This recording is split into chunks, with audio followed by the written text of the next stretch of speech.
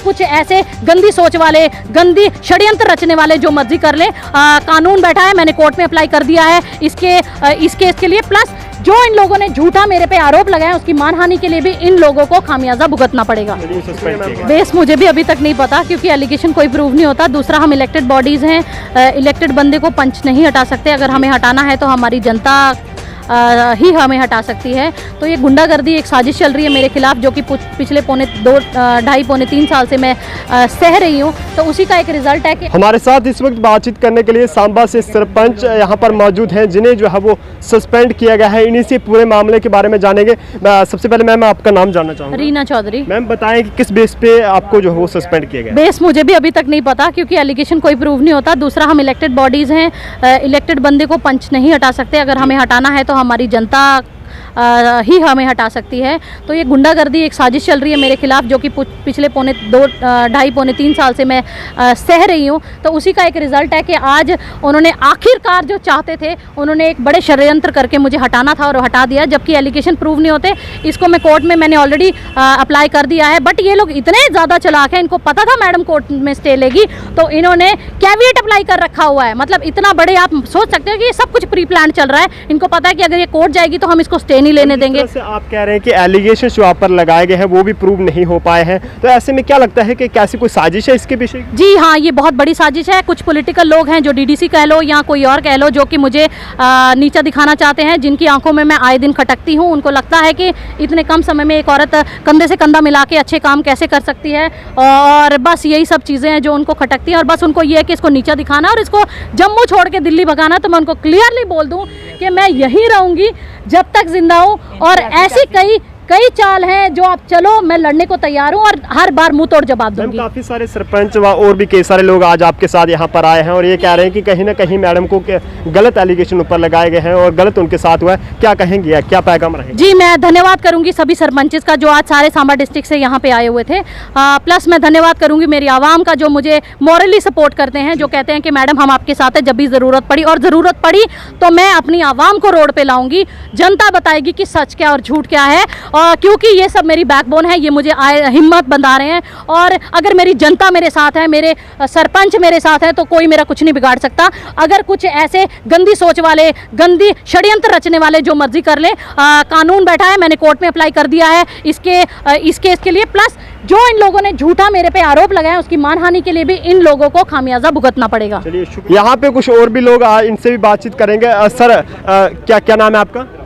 मेरा नाम रिटायर वाना सिंह, इंडियन सोल्जर और आम आदमी party general secretary, India founder member, Kejriwal साहब को चलाने वाले वर्ल्ड के बीच, इंडिया में नहीं वर्ल्ड के बीच, और उनके साथ कंधे पे कंधा साथ देने वाले और बीजेपी की आंखें खोलने वाले और सही दिशा में लाने वाले और बीजेपी से काम कराने वाले। अगला क्वेश्चन कीजिए। सर, किन मुद्दों को लेकर आज मीडिया से आप मुखातिब होने जा रहे हैं, बताएंगे आप? जो मुद्दे हैं जो जनता के हैं, चाहे मुद्दा रोड है, बिजली है, पानी है, स्कूल है, हॉस्पिटल है, तानाशाही है, नजायजगिरी हो रही है, वो मुद्दे हैं। सर, आज मतलब किन किन मुद्दों पर नजर डालेंगे कि आखिर क्या मजबूरियां पड़ी कि आज आप मीडिया तक आपको बात करने के लिए मजबूर होना पड़ा? बात ये पड़ी कि फर्स्टली जो रीना चौधरी मैडम सरपंच हल्का पंगदौर, क्योंकि पंगदौर का जो काम अभी तक मैं 4500 पंचायत के पास नहीं जा सका, लेकिन ना तो मेरे पास गाड़ी है ना कोई स्कोप है, लेकिन जो ये पंचायत है ये स्टेट की आले दर्जे नंबर 1 पे है।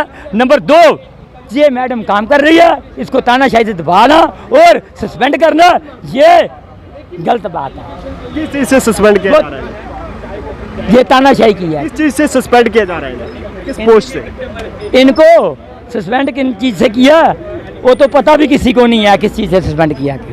कुछ सियासी तत्व इनकी अपनी ही पार्टी के, ये तो मैडम इंडिपेंडेंट जीती थी, इंडिपेंडेंट, और इसका जो grass route map district Samba का वो वाले दर्जे का 1 नंबर। और उसके बाद अभी जस्ट पहुंचा, बात हुई है जहां से मेंबर पार्लियामेंट से, उसने बोला बाना Singh LG plus meat shop tractor तेरे घर पहुंचेंगे, जो प्रोग्राम है, जो प्रोसेस है, उसको हम रखिए, हम लागू करेंगे। इधर प्रोटेस्ट नहीं करना, क्योंकि कोरोना अभी बीमारी भी बहुत है, लोग परेशान हो गए, फोर्स भी परेशान होगी।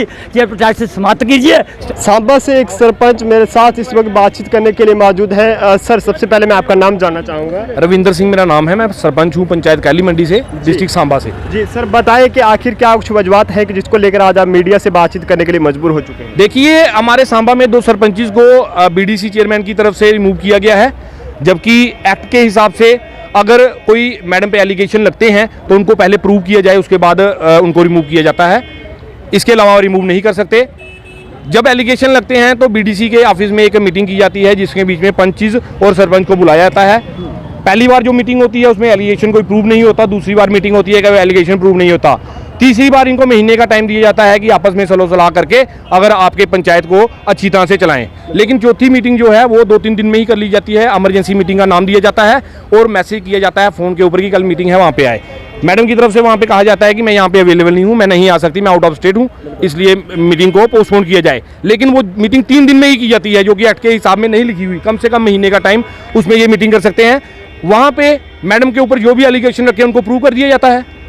मैडम की गैर मौजूदगी में, मैडम के जो फेवर के पंच हैं उनकी गैर मौजूदगी में कहीं ना कहीं वहाँ पे कुछ गलत जो है वो किया जा रहा है।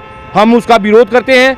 हम सभी सरपंच इकट्ठे होकर आज मैडम के साथ में खड़े हुए हैं और एलजी साहब से और माननीय प्रधानमंत्री जी रिक्वेस्ट करते हैं कि इस एक्ट के अमेंडमेंट की जाए। हमें लोगों ने चुना है, पंचों ने नहीं चुना।